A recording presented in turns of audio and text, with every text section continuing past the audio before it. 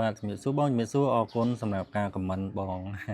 ចឹងបងថាផលិតផលក្នុងស្រុកគួរតែធូរថ្លៃជាងផលិតផលនាំចូលបាទកុំយក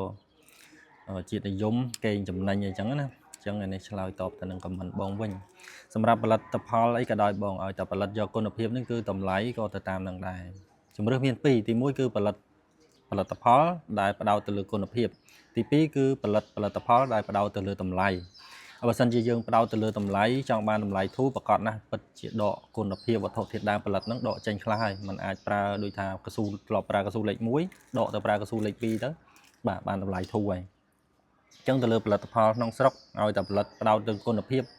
គឺតម្លៃក៏សមរម្យទៅតាមនឹងមិនថ្លៃជាងគេទេបងខ្ញុំហ៊ាននិយាយចឹងមកកង់នាំចូលខ្លះគឺថ្លៃជាងបាទសបកកង់ដែលផលិតនៅកម្ពុជាទៀត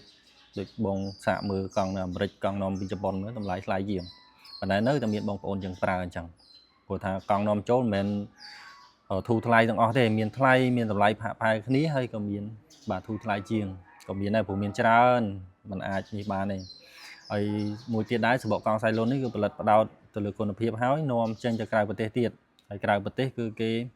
strict ខ្លាំងមែនទែនទៅលើគុណភាពនេះបើគុណភាពមិនល្អក៏មិនអាចនាំចេញទៅលក់នៅស្រុកគេបានដែរហើយបងប្អូនយើងមួយរយៈនេះគឺគាត់គ្រប់គ្រងច្រើនមែនទែនទៅលើផលិតផលនៅស្រុកខ្មែរផលិតផលផ្សេងៗច្រើនទៀតមិនថាសបកកង់ទេផលិតផលខ្មែរយើងផលិតច្រើនទៀតគឺគាត់មួយរយៈនេះគឺផ្ទុះការគ្រប់គ្រងច្រើនមែនទែនហើយការផ្សាយនេះមិនមែនផ្សាយយកជាតិនិយមកេងផលចំណេញអីទេបងគឺផ្សាយដើម្បីឲ្យបងប្អូនដឹងថានៅប្រទេសយើងក៏មានផលិតជាផលិតផលសបកកង់ដែរហើយផ្សាយទៅនេះដើម្បីឲ្យបរទេសឃើញថានៅស្រុកយើងគឺប្រជាជនបាទគ្រប់គ្រងមែនតើឲ្យតែជាផលិតផលនៅក្នុងស្រុកហើយតាក់ទាញវិនិយោគទុនកាន់តែច្រើនមកស្រុកយើងគឺបានចំណេញស្រុកយើងច្រើនទេដោយសៃលុននេះជាដើមហ្នឹងគ្រាន់តែកស៊ូខ្មែរទិញ 100000 តោននៅ2025នេះយកមកផលិតចំណេញកស៊ូចំណេញបងប្អូនយើងក៏មានការងារធ្វើបាទរោងចក្រក៏នៅខ្មែរ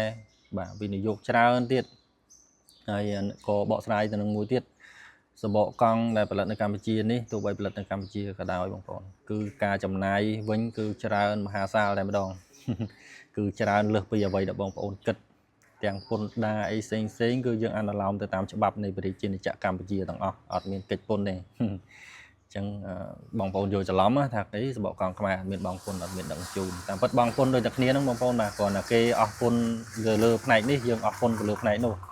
ហើយទៅលើសេវាកម្មដឹកជូននេះក៏យើងមានដូចគ្នាបាទរោងចក្រវិនិយោគគាត់13រោងចក្រហ្នឹងជាង1000លានដុល្លារបាត់ហើយបើសិនជាចំណាយតិចបាទដូចបងប្អូនគិតមែនប្រហែលជាមិនខ្វះទេអ្នកធ្វើអ្នកផលិតមិនបាច់ចាំដល់មានវិនិយោគទុនពីបរទេសមកវិនិយោគបានមានទេអញ្ចឹងសម្រាប់សបកកង់សៃលុននេះការចំណាយអីផ្សេងគឺច្រើនមហាសាលតែម្ដងហើយទៅលើគុណភាពគឺយើងផលិតផ្ដោតលើគុណភាពប្រើក្នុងស្រុកផងប្រើនាំចេញផងហើយបើសិនជាបងប្អូនមានចម្ងល់ឲ្យវាថែមទៀតអាចខមមិនសួរបានបាទហើយក៏នេះគឺជាការឆ្លើយតបទៅកាន់ខមមិនបងដែរអញ្ចឹងអរគុណបងសម្រាប់ការចាប់អារម្មណ៍ទៅលើផលិតផលផលិតនៅក្នុងស្រុក